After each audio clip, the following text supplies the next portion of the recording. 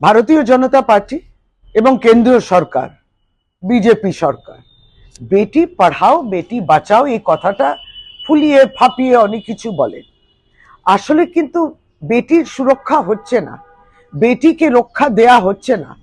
কারণ যে মেয়ে কিংবা মহিলা তার উপর যখন ধর্ষণ হচ্ছে, আমরা দেখছি যিনি ধর্ষণকারী তাকে কিন্তু জেল থেকে মুক্ত করা হচ্ছে, সে জেল মুক্তি পেয়ে যাচ্ছে।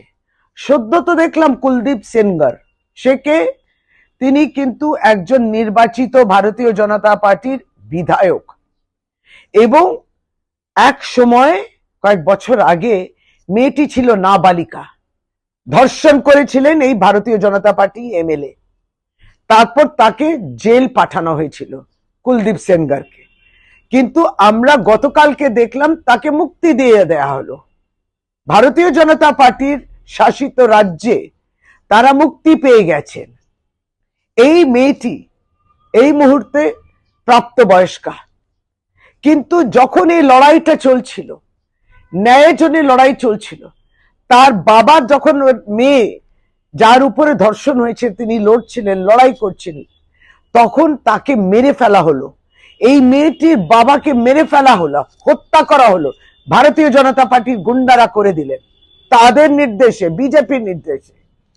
তারপরে এই মেয়েটি যখন তার মামিমাদের নিয়ে গাড়িতে যাচ্ছিলেন কোর্টের উদ্দেশ্যে কিংবা হাসপাতালের উদ্দেশ্যে, তখন সেই গাড়িটাকে অ্যাক্সিডেন্ট করানোর চেষ্টা, সেটাও আমরা দেখেছি।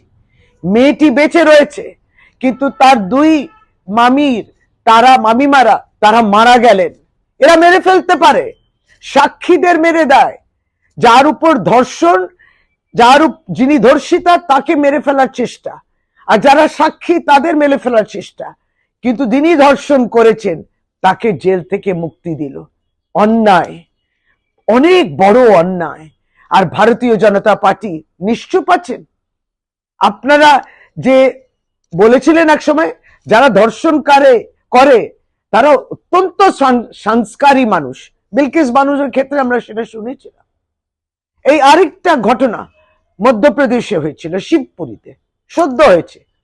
সেখানে যে মেয়েটি ন্যায়ের জন্য, বিচারের জন্য অপেক্ষায় রইল, লড়াই করছে, সেই মেয়েটির উপরে ধর্ষণ করেছে শিবপুরী মিউনিসিপ্যাল কাউন্সিলের নির্বাচিত সদস্য গায়ত্রী শর্মার ছেলে রজত শর্মা। মেয়েটি লড়াই করছে, রজত শর্মাকে জেলে পাঠানো হয়েছিল, কিন্তু তিনি তো মুক্ত হয়ে গেছেন। সুতরাং ভারতীয় জনতা পার্টি মেয়েদের সুরক্ষা দিতে পারে না, নারী সুরক্ষা দিতে পারে না, কিন্তু যারা নারীর উপরে নির্যাতন করেন, ধর্ষণ করেন, তাদেরকে তাদের সাজা, এই সমস্ত শুধু দৃষ্টান্ত রাখা তো দূরের কথা, তাদেরকে সাজামুক্ত করে দেয়। এইটা ভারতীয় জনতা পার্টি ভারতবর্ষে এবং বিশেষভাবে ভারতীয় জনতা পার্টি শাসিত রাজ্যে দেখা যাচ্ছে।